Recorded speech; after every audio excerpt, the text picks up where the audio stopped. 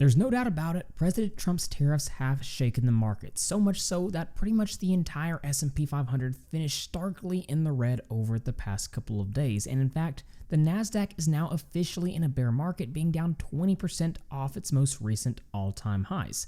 Now, what's interesting about this is in the past few days, retail investors have bought over $4.2 billion worth of stocks, which is the largest buying level for retail investors over the past decade. And Cnbc just stated live on air yesterday that this is the market we've been waiting for. I'm going to go ahead and play the clip. Malcolm, I really do feel like people are thinking that when you're down, 2,100 points on the Dow now, plus what we did to the downside yesterday, are things beaten up enough that if I'm a longer-term investor, I should?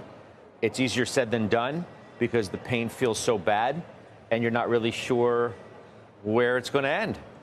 So when you say longer term investor, everybody's got their own different version of what that means, right? But I think that specifically for younger investors who are watching this and listening to us right now, this is the market that you've been waiting for. Since October 1st, I think, of 2022, the market's done nothing but go up and to the right, and you probably felt like you missed out on your opportunity to really build wealth the way your parents and grandparents have in this amazing growth engine that is the U.S. stock market. This is the opportunity. It's an unforced error that was handed to us by the U.S. president. And for anybody who's felt like they were locked out of this thing, you look back to 2008 and how many fortunes were created on the back of that great financial crisis. I myself graduated into that, so I had $10 to my name and missed that opportunity. This is similar to that for those folks who are looking at this. Very good quality names that have fallen off of highs by numbers we can't even calculate right now because the numbers keep bouncing on the screen. This is your opportunity to ignore the noise and the red on the screen, to your point, and get to buying. So CNBC believes this is the market we've been waiting for, and that's a pretty bold statement, especially when the full impacts of tariffs have not been fully realized yet. But if they believe this is the market we've been waiting for, where exactly are the opportunities and where are the risks? Let's talk about a couple of different stocks.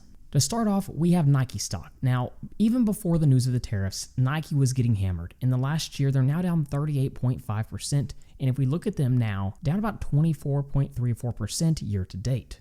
But what's interesting is if we look at a heat map from this past Friday, what do you see? You see red pretty much everywhere, except look right here. Nike stock was up 3% on the day, so what could possibly be the reason behind this? Well, it comes down to Nike's manufacturing. For most of its history, Nike has had the majority of its manufacturing based out of China. But we have to remember this isn't President Trump's first term, and it's not the first time he's implemented tariffs. Back in 2018, there were many US companies that moved their supply chains from China over to Vietnam to avoid US tariffs. So Vietnam became a major manufacturing hub for apparel, footwear, and electronics. So now Nike manufactures more in Vietnam than it does in China. In fact, it's now estimated that approximately 50% of Nike's footwear production is actually based in Vietnam. So why does this matter? Well, we know right now tariffs are a negotiation tactic. And while China has already imposed massive retaliatory tariffs on all goods imported from the US, what we've seen coming from Vietnam is quite different. On Friday, President Trump noted that he had a very productive call with Vietnam's leaders regarding reciprocal tariffs. In this call, it was stated that Vietnam wants to cut their tariffs down to zero if they are able to make an agreement with the US. So this is a huge deal for stocks like Nike and Lululemon, which is the reason we saw Nike in the green on Friday in the midst of a Red Sea. So is there opportunity here with Nike stock, especially with Vietnam on the negotiation table? Well, to start off, we have to understand, if we jump over to my dividend breakdown sheet and plug in Nike, again, like always, you can see all this financial data is going to automatically load into my spreadsheet thanks to the help of the ticker data add-on in Google Sheets. You can get the ticker data add-on and access to any of my spreadsheets over at tickerdata.com, link in the description. But what we can see from Nike is they now have a starting dividend yield of around 2.8%. Now, the reason this is so interesting is if we look at the dividend yield history for this stock, this is actually the highest starting dividend yield they have had in the entire history of the company. And if you look at just the last 10 years, it is significantly higher than what we've been seeing on average. Typically, Nike yields around 1%. So again, a much higher starting dividend yield than we typically see from Nike. Along with this, they've grown their dividend at a very healthy rate over the past decade, a 10-year dividend CAGR of around 11%, a 5-year dividend CAGR close to 10%. And something that we love to see, when a stock has good, healthy dividend growth rates, along with this, we want to see a nice low free cash flow payout ratio, which Nike has been able to maintain for most of the past decade. Right now, it's sitting at about 32.78%, So only around 33% of their free cash flow is being used to pay out dividends, leaving plenty of capital left over to reinvest back into the business, or even pay down debt. So when we look at the free cash flow growth over the past decade, 2014, $2.1 billion, 2024, $6.6 billion, that actually looks like pretty decent growth. So what's going on with Nike? Well, we have to understand Nike is certainly in the midst of a turnaround play. There's been a lot of changes in the last year, including bringing on a new CEO. And the general consensus among investors is the Nike brand is not nearly as strong as it once was, and we can actually see this reflected in the valuation. For example, jump over to the Valuation tab. Take a close look here at the price to earnings valuations for Nike. What we can see is for Nike, the trailing 12 months non-GAAP price to earnings ratio sitting at 18.34.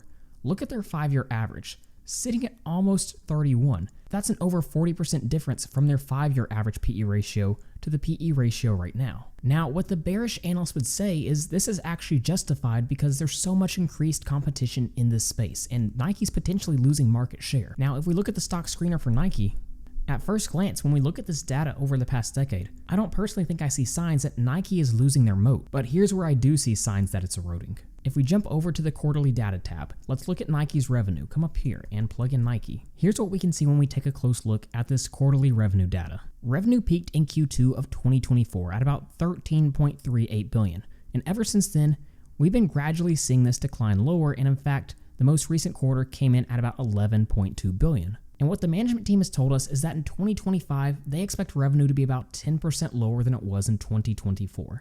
10%, that's a significant decline. And so for the first time, when we look at Nike's revenue over the past decade, with the exception of 2020, we're seeing a pretty stark decline in the revenue. Now again, we have to make note, all of this was before the news of tariffs. So Nike was certainly in the midst of a turnaround play. And before tariffs, sentiment was pretty split. Now even though Nike was in the green on Friday, we can still see over the past month, they've sold off over 25%. So does this create opportunity? Now, here's what's interesting about Nike. Let's look at things from a reverse discounted cash flow analysis. Now, what is a reverse DCF model? Well, basically, it's telling us how much free cash flow growth the market is pricing into the stock over the next decade. So right now, we can see if we assume 0% free cash flow growth, we come to a reverse DCF price per share of $58.34, and the current share price of Nike is $57.25. Now, you're probably looking at this confused, and rightly so, because for the first time, you might be seeing a stock that has negative free cash flow growth priced in over the next decade. Because the reverse DCF price per share is $58.34, assuming 0% growth, and the current share price is $57.25. So what is the market pricing into Nike stock?